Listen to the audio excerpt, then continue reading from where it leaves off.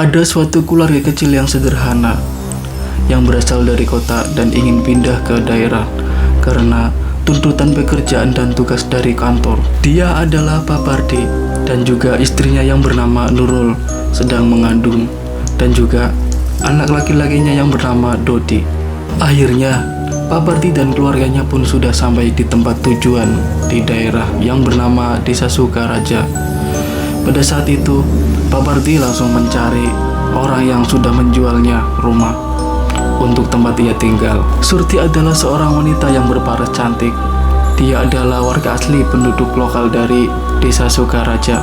Pada saat itu Surti ingin menjual rumahnya kepada Pak Pardi. Akhirnya Pak Pardi dan keluarganya pun sudah bertemu dengan Surti, orang yang ingin menjual rumahnya kepadanya untuk ditempati.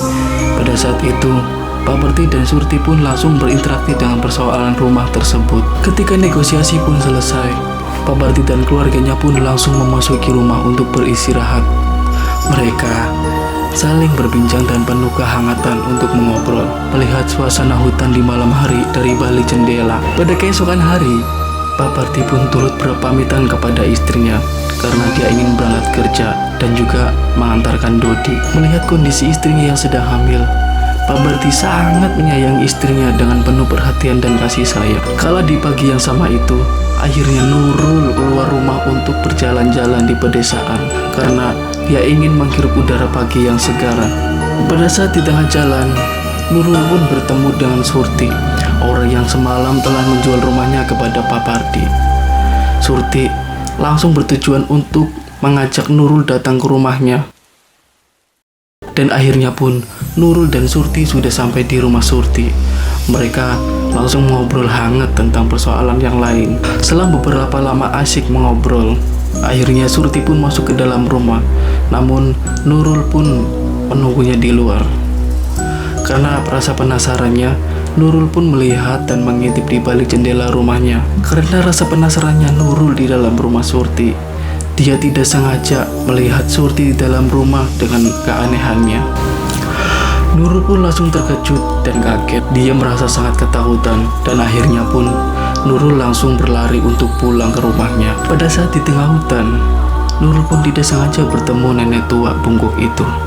Namun nenek itu pun berkata kepada Nurul, "Nak, hati-hati, ada orang yang tidak baik ingin mengincar janinmu." Nurul pun tidak menghiraukan pesan dari nenek tua itu. Dia langsung berlari masuk ke dalam rumah karena rasa takutnya. Pada saat malam tiba, ada keanehan dalam diri Surti. Ternyata dia adalah wanita sosok kuyang. Kepalanya terlepas dari badannya dan kepala itu langsung terbang ke atas. Kuyang itu terbang menyusuri hutan yang sangat gelap. Dia ingin mencari Nurul karena ingin mengambil janinnya untuk dimasak.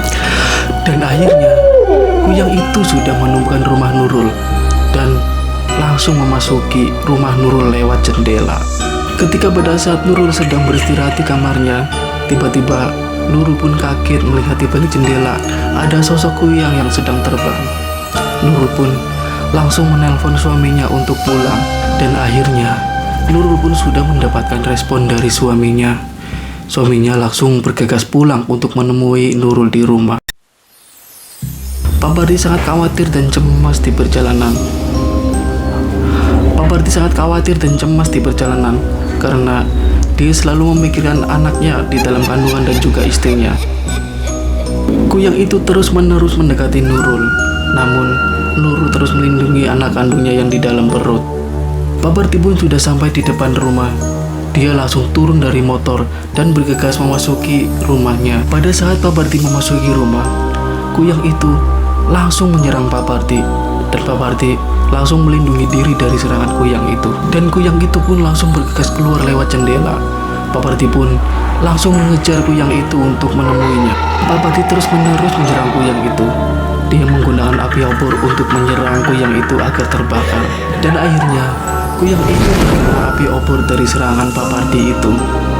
Dan kuyang pun langsung terjatuh di bawah tanah. Dan akhirnya Pak Pardi bernapas lega karena kuyang itu telah mati.